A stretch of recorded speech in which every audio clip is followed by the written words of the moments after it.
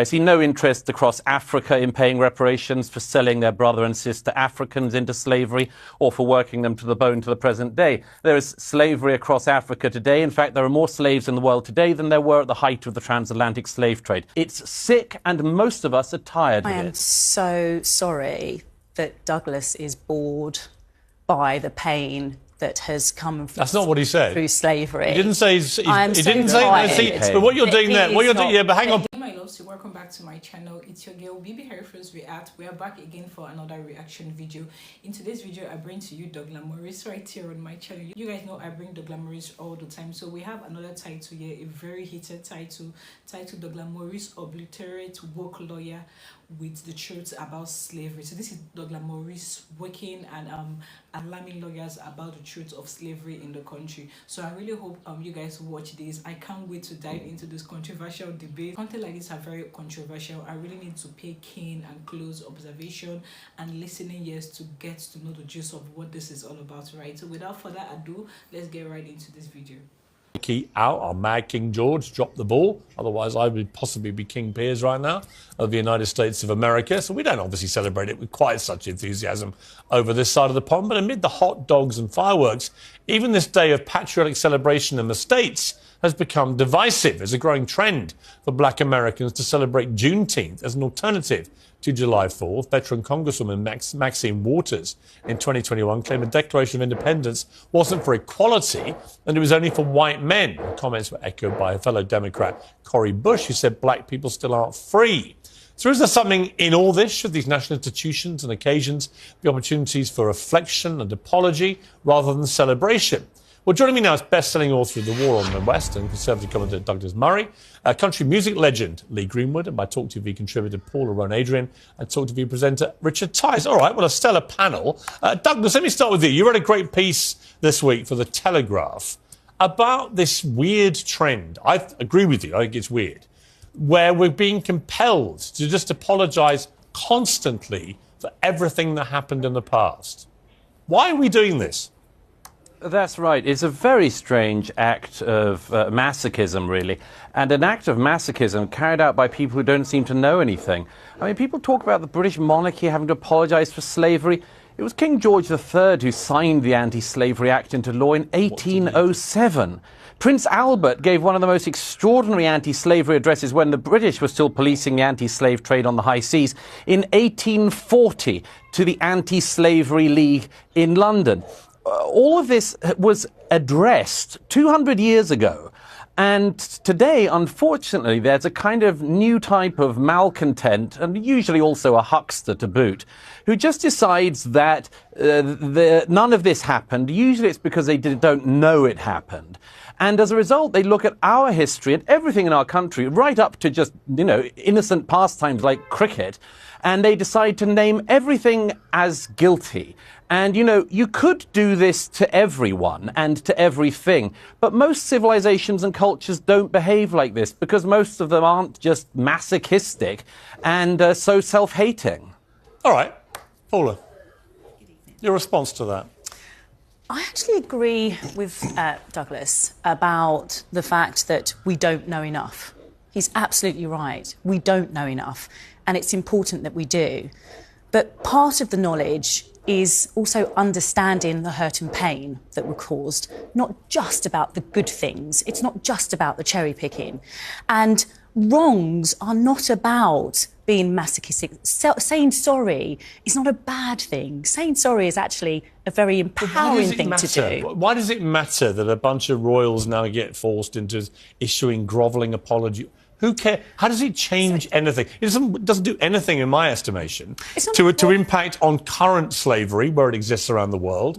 It doesn't really make any difference to institutional racism, as we've seen in certain parts of society. I don't know what difference it makes. It might make people feel a bit better to see a royal grovelling, but so what? See, I don't agree with you, surprise, surprise. I do think it makes a difference. I do think it makes a difference that people in power are heard to acknowledge pain and hurt. I do think it's important that people in power have taken the time. But whose pain and hurt are you talking about?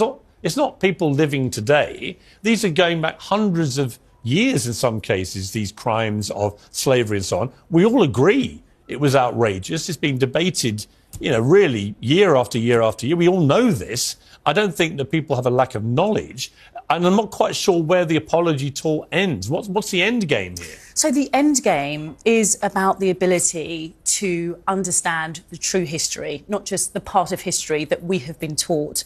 And that is the difficulty. So you're talking about who's the apology for. Well, the apology is for me. The apology is for those who have suffered. The apology is for those who continue to struggle through colonialism and through slavery.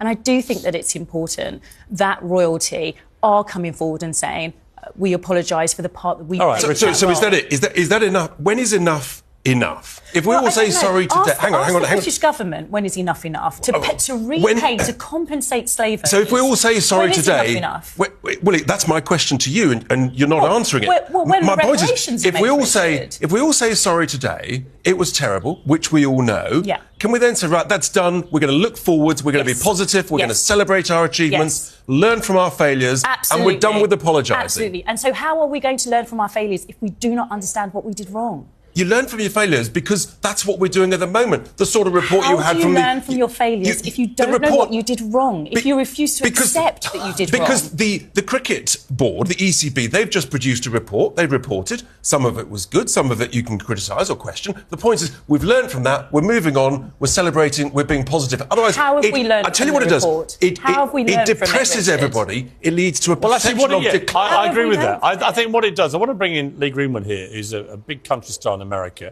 and he wrote God Bless the USA, one of the great anthems celebrating the United States. It's July 4th.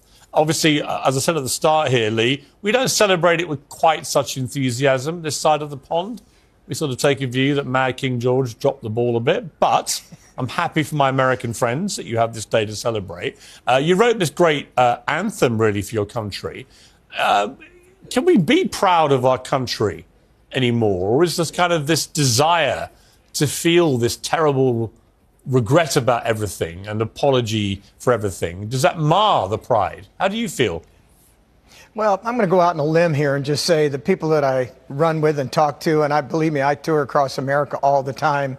We do 140, 50 days a year, every doghouse, outhouse, and roundhouse. And I talk to the American public. They listen to what I say, listen to what I sing.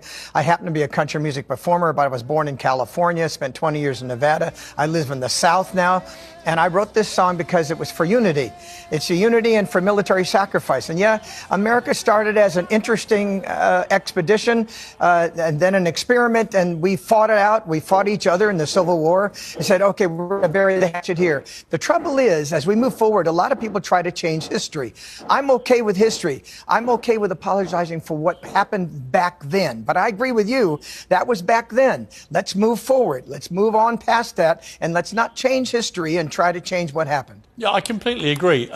Douglas, the problem is we've forgotten how to be genuinely proud of our great countries, both America and the United Kingdom, two of the greatest countries in the world. It's almost like every day now, somebody somewhere, normally on the left, the woke left, is queuing up to find a reason to hate the countries and their histories. Well, it's a kind of grievance competition. Your guest earlier just tried to engage in it. I don't know what hurt she believes she's had from slavery. All of this was addressed 2 centuries ago. Everything has consequences. All history has consequences and ramifications. But, you know, if we were to play this fairly, we would at least look at all of the countries around the world that engaged in the slave trade who are simply not interested in any form of reparations. The Ottoman Empire, all the Arab countries who not just traded far more slaves than across the Atlantic, but castrated all the men so that there wouldn't be any more African slaves after them. They worked them to the bone. I see no interest across Africa in paying reparations for selling their brother and sister Africans into slavery or for working them to the bone to the present day. There is slavery across Africa today. In fact, there are more slaves in the world today than there were at the height of the transatlantic slave trade. So some of us are simply a bit bored of hearing people ripping at closed wounds and then crying about their hurt or their presumed hurt. Because everybody could do this. 1 million Europeans were stolen by North Africans over the course of decades of the North African Barbary pirate slave trade. Where would you end if you did that? The answer is you couldn't end, because nobody is alive who has actually suffered the hurt, and nobody is alive who did the wrong. And I'd make one other point, if I may. It's always the countries that people want to come to who are put through this struggle session. Britain, like America and France, are the most desired destinations for migrants worldwide and have been for centuries. Why is that? It's not because we're racist, it's because we're better. It's because we're good. It's because when we see racism, we actually call it out and recognize it as a sin. Try finding that across Africa. Try finding that across the Middle East or in China. Nobody would hear. So what we have is a situation where the more virtuous countries are presented as the worst countries. It's sick, and most of us are tired of it. Thank you, Douglas. I am so sorry that Douglas is bored.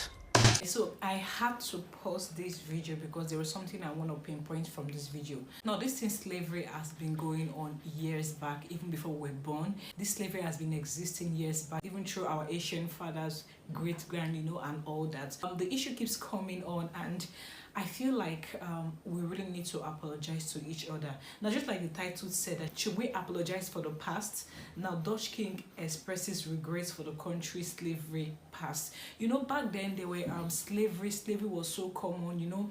A fellow white would sell black in slavery. It was just something that they find normal, but it wasn't really normal. So this thing has been existing years back, and every year, like 2 years to come, this thing keeps surfacing. So I really think that we should look into this matter, and things need to be put in place so that we can actually move forward and better our country, right?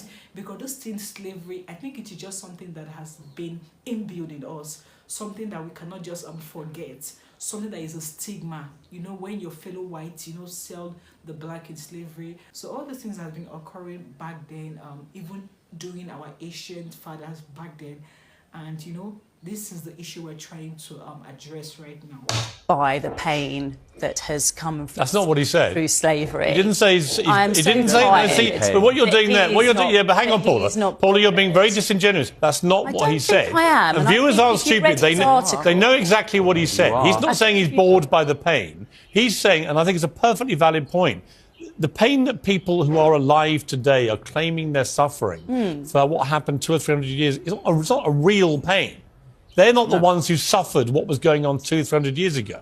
So in terms of justice for all, I think we'd all agree that there should be justice. I'm not suffering from when the Normans invaded this country. Agree. I'm not suffering from what my ancestors went through. I noticed that I'm not being allowed to respond. Or from the Romans. In other words, where do you take this? Should I now be feeling pain from what the Romans did to this country? In terms of slavery, I can take it to 2015, when the slave owners were compensated by the government. So I can take it to that extent. But where does your personal pain come? And I can say to you that I don't think that apologising is a bad thing. I think that apologising for a wrong is a good thing. I think that the Dutch royal family have done a fantastic thing in acknowledging what has gone wrong I hear you, but society. I honestly think it'll make no difference at all.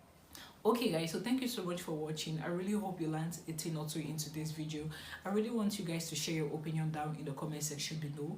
What do you guys think about slavery? What are you looking at? Dr. Maurice, everything. Can you share your thoughts in the comment section below? I don't have much to say, I don't want to be biased. I don't want to side a particular party, but then I just want to be very, very keen at the same time to avoid being judgmental and all that. So I need your comment down in the comment section below. What do you guys think about slavery? What do you guys think about the apologies and the rest of it? Kindly drop a comment down in the comment section below. I need you guys' comments.